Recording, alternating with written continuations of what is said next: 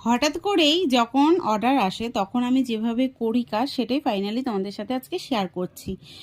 প্রথমেই গোটা গরম মশলাটাকে ভালো করে ভেজে টেজে নিয়ে রেডি করলাম। আর এদিকে দেখো, এদিকে মশলা কষিয়ে তারপরে চিকেনটাকে ধুয়ে একবারে চিকেনটা ডাইরেক্ট দিয়ে দিলাম মশলার মধ্যে, আর দিয়ে ভালো করে কষিয়ে নেব। এখানে একটা বাচ্চা, তার সাথে মা খাবে, তাই বলেছে একদমই যেন ঝাল না হয়। ঝাল বাদ দিয়ে সব কিছুই দিয়েছি আর সুন্দর করে কষিয়ে নিচ্ছি। আর এত সুন্দর কষানো হয়েছে, আর কালারটা দেখলে বোঝানো যাবে, মানে বোঝা যাবে যে এত সুন্দর হয়েছে।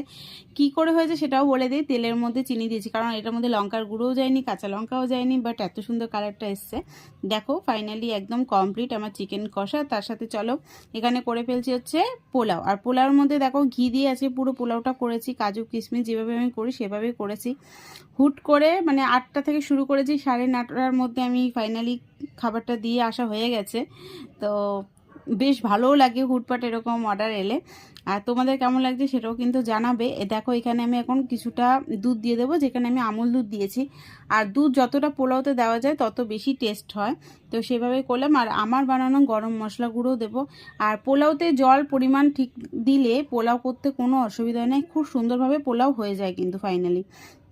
আর এর মধ্যে গোটা লঙ্কা দিয়ে দেবো, ভাপে ভাপে খুব সুন্দরভাবে হবে। আর যে যেরকম চিনি খায় সেই হিসাবে মিষ্টিটা দিয়েছি, আমি অল্প পরিমাণে দিয়েছি, অতিরিক্ত দিইনি, কারণ চিকেনের সাথে মিষ্টি ভালোই লাগবে। তো এখানে দেখো ফাইনালি আমার হাতের বানানো পোলাও কমপ্লিট, আর আমার বানানো মশলাও দিয়ে দিয়েছি। আর এর মধ্যে দিয়েছিলাম ঘি, যেটা তোমাদের সাথে শেয়ার করা হয়নি।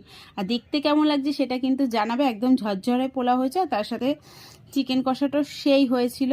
আর এখন আমি পার্সেলটাকে সুন্দর করে গুছিয়ে নেব। যদি তোমাদের এই ভিডিওটা ভালো লাগে তাহলে কিন্তু ছোট্ট করে লাইক করো, শেয়ার করো, কমেন্ট করো, আর আমার পাশে কিন্তু এইভাবেই থেকো তোমরা। তো চলো বন্ধুরা, টাটা।